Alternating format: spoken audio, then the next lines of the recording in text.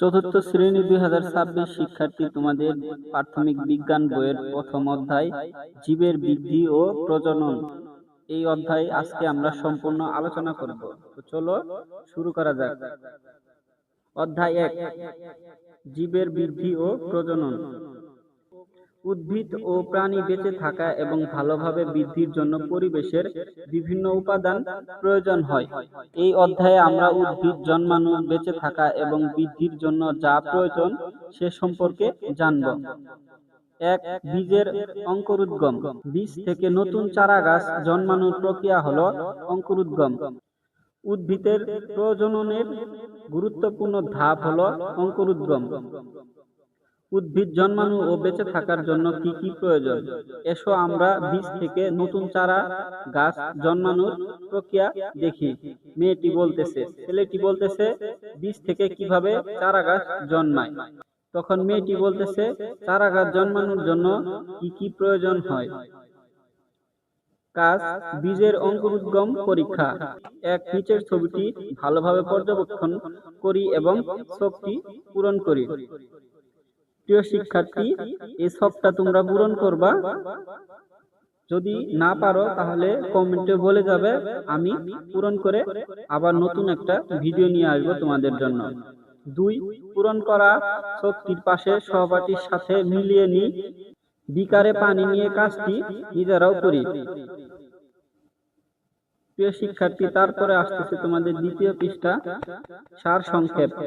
পর্যবেক্ষণ: দেখা গেলে প্রথম বীজটি তাপ, আলো ও বাতাস পেয়েছে, কিন্তু পানির অভাবে অঙ্কুরিত হয়নি।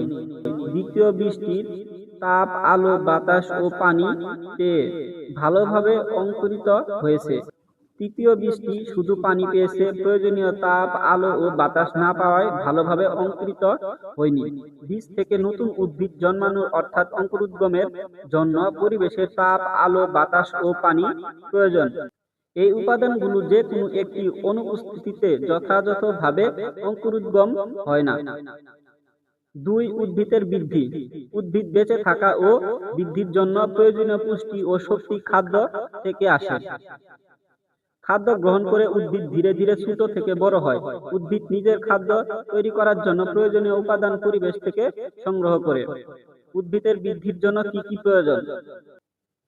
কাজ: উদ্ভিদের বৃদ্ধির জন্য প্রয়োজনীয় উপাদান খুঁজে বের করা। যা করতে হবে: 1. চারা গাছ সহ 3টি ট্যাপ তৈরি করি। 2. নিচে দেখানো চিত্রের মতো করে ট্যাপ 3টি সাজাই। টপ 1 এবং টপ 2 সূর্যের আলোতে রাখি। টপ 3 কাঠের বা মোটা কাগজের তৈরি বাক্সের সাহায্যে ঢেকে দিই। 3. টপ 1 ব্যতীত টপ 2 এবং টপ 3 এ প্রতিদিন পানি দিই। প্রিয় শিক্ষার্থী, তারপর আসতেছে তোমাদের পৃষ্ঠা 3। কয়েক সপ্তাহ পর 3টি ট্যাপের চারা গাছের বৃদ্ধি তুলনা করি। তো প্রিয় শিক্ষার্থী, তোমরা যদি বিষয়টা পর্যবেক্ষণ করো তাহলে এখানে চারা গাছের বৃদ্ধির তুলনা লিখতে পারো। সার সংক্ষেপ: পরীক্ষণ ও পর্যবেক্ষণ থেকে আমরা জানলাম প্রথম ট্যাবে উদ্ভিদ সূর্যের আলো ও বায়ু পেয়েছে, কিন্তু পানি পায়নি, তাই বৃদ্ধি হয়নি। দ্বিতীয় ট্যাবে সূর্যের আলো, বায়ু ও পানি পাওয়ায় উদ্ভিদটি ভালোভাবে বৃদ্ধি হয়েছে। তৃতীয় ট্যাবের উদ্ভিদ পানি পেয়েছে, কিন্তু সূর্যের আলো ও বায়ু না পাওয়ায় যথাযথ বৃদ্ধি পায়নি। অর্থাৎ সূর্যের আলো, বায়ু ও পানি না পেলে উদ্ভিদ যথাযথ বৃদ্ধি হয় না। উদ্ভিদের বৃদ্ধির জন্য সূর্যের আলো, পানি এবং বায়ু প্রয়োজন।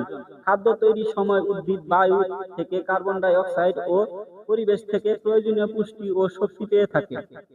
উদ্ভিদ শ্বাসকার্যের জন্য বায়ু থেকে অক্সিজেন গ্রহণ করে এবং কার্বন ডাই অক্সাইড ত্যাগ করে। উদ্ভিদের সাথে সাথে এক পর্যায়ে গাছের ফুল ফুটে ও ফল ধরে।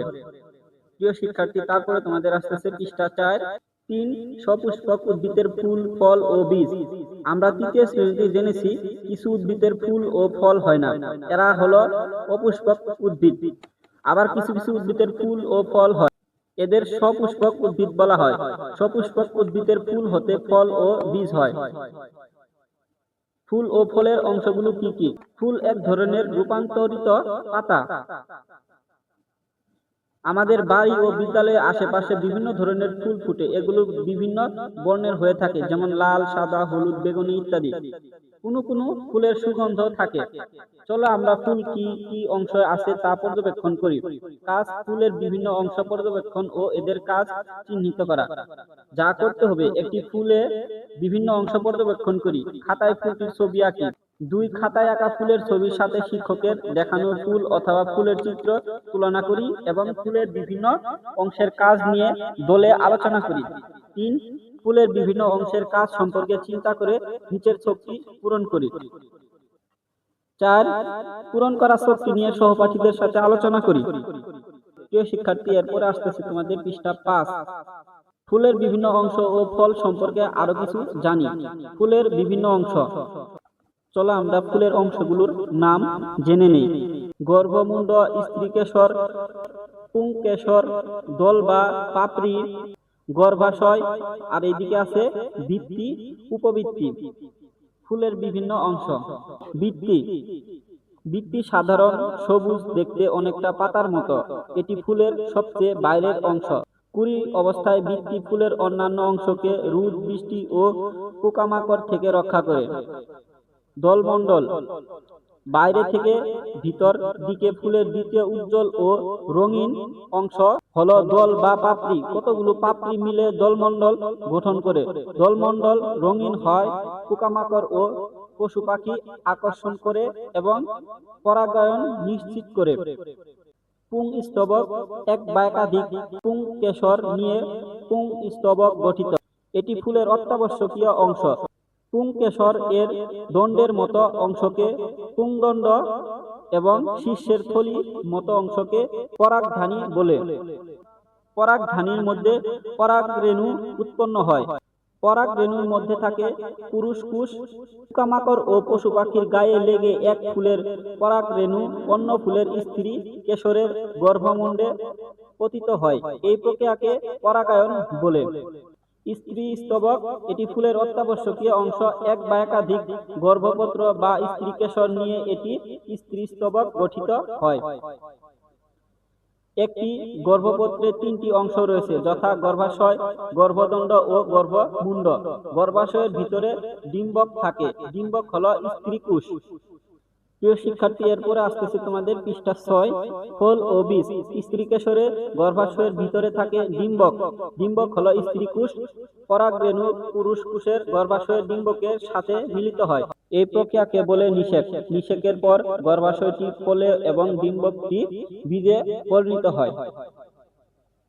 প্রিয় শিক্ষার্থী, একটা সুন্দর চিত্র দিয়ে এটা বোঝানো হয়েছে, দেখো।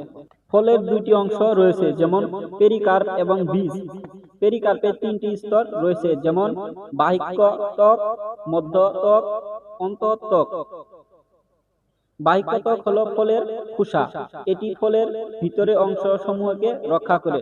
মধ্যত্বক সাধারণত রসালো, এটি আমরা খাই। এতে ভিটামিন ও খনিজ লবণ থাকে। অন্তত্বক দিয়ে বীজ ঢাকা থাকে। বীজের উপরে পাতলা আবরণী অন্তত্বক। সব ফলের একটি বীজ থাকে। কাজ, পরিচিত ফলের বীজের উপস্থিতি চিহ্নিতকরণ। যা লাগবে, পরিচিত বীজ ফল, যেমন আম, জাম, পেঁপে, তরমুজ, কলা, কাঁঠাল ইত্যাদি। যা করতে হবে, এক পরিচিত কয়েক ধরনের ফল সংগ্রহ করে শিক্ষকের সহায়তায় ছুরি দিয়ে কাটি। 2, ফলের খোসা থেকে শুরু করে ভিতরের অংশ পর্যন্ত পর্যবেক্ষণ করি। 3, বিভিন্ন ফলের অভ্যন্তরীণ অংশ পর্যবেক্ষণ শেষে নিচের ছকটি পূরণ করি। সার সংক্ষেপ।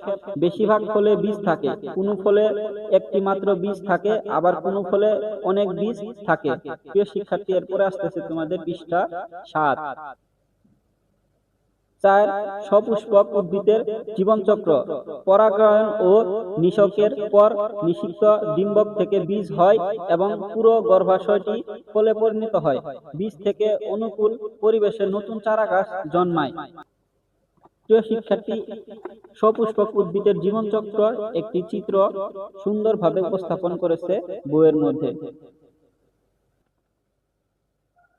চারা গাছ ধীরে ধীরে বড় হয়, পরিণত গাছে ফুল ও ফল ধরে। সকল সপুষ্পক উদ্ভিদের জীবনকালে এই ধাপসমূহ পর্যায়ক্রমে চলতে থাকে। জীবনব্যাপী পর্যায়ক্রমে বা চক্রাকারে চলতে থাকা ধাপসমূহ হলো জীবনচক্র। মরিচ, টমেটো, আম, জাম, কাঁঠাল ইত্যাদি উদ্ভিদের ফুল ও ফল হয় এবং ফলে বীজ থাকে। কাজ, গাছের জীবনচক্রের ধাপসমূহ চিহ্নিতকরণ। যা করতে হবে, উপরের চিত্রটি নিয়ে সহপাঠীদের সাথে আলোচনা করি। চিত্রটিতে জীবনচক্রের বিভিন্ন পর্যায় চিহ্নিত করি। প্রিয় শিক্ষার্থী, এরপরে আসতেছে তোমাদের পৃষ্ঠা ৮। প্রাণীর জীবনচক্র। আমরা উদ্ভিদের জীবনচক্র সম্পর্কে জেনেছি। প্রাণীর জীবনকালে কি এরকম ধাপ রয়েছে? কাজ, মুরগির জীবনচক্রের ছবি আঁকা। যা করতে হবে, ১. এসো আমরা মুরগির জীবনচক্র ছবি আঁকি। ২. আঁকা ছবিটি নিয়ে সহপাঠীদের সাথে আলোচনা করি। প্রিয় শিক্ষার্থী, এখানে সুন্দর একটি জীবনচক্রের ছবি দেওয়া হয়েছে। সার সংক্ষেপ। আমরা জানলাম ডিম থেকে বাচ্চা হয় এবং বাচ্চাটি ধীরে ধীরে বড় হয়, বড় মুরগি আবার ডিম পাড়ে। এভাবে চক্রটি চলতে থাকে। হাঁস, কবুতর, টিয়া, ময়না, কাক, কোকিল ইত্যাদি পাখিও ডিম পাড়ে। প্রিয় শিক্ষার্থী, এরপরে আসতেছে তোমাদের পৃষ্ঠা ৯। কাজ, উদ্ভিদ ও প্রাণীর জীবনচক্রের তুলনা। যা করতে হবে, নিচের একটি মরিচ গাছ এবং মুরগির জীবনচক্রের ছবি দেওয়া হলো। ১. ছবি দুটি ভালোভাবে পর্যবেক্ষণ করি। ২. মুরগি গাছের জীবনচক্রের সাথে মুরগির জীবনচক্রের মিল খুঁজে বের করি। ৩. কাজটি নিয়ে সহপাঠীদের সাথে আলোচনা করে নিচের ছকটি পূরণ করি। সার সংক্ষেপ। জন্ম থেকে মৃত্যু পর্যন্ত সকল জীব একটি নির্দিষ্ট জীবনচক্র অতিক্রম। জীবের জন্ম হয়, এরা বৃদ্ধি পায় এবং বংশ বিস্তার করে। এক সময় এদের মৃত্যু হয়। উদ্ভিদ ও প্রাণীর জীবনচক্রে বিভিন্ন ধাপের মধ্যে মিল রয়েছে, যেমন উদ্ভিদের বীজ ও মুরগির ডিম অথবা বীজ যথাক্রমে মুরগি বা উদ্ভিদের জীবনচক্রে শুরুর ধাপ। কিন্তু মানুষ, গরু, ছাগল, কুকুর, বিড়াল ডিম পারে না। তারা সরাসরি বাচ্চা জন্ম দেয়। এই বাচ্চা থেকে তাদের জীবনচক্র শুরু হয়। তবে বাচ্চা জন্ম দিলেও এদের জীবনে ডিমের ভূমিকা রয়েছে। পরবর্তী শ্রেণীতে আমরা সে সম্পর্কে জানব।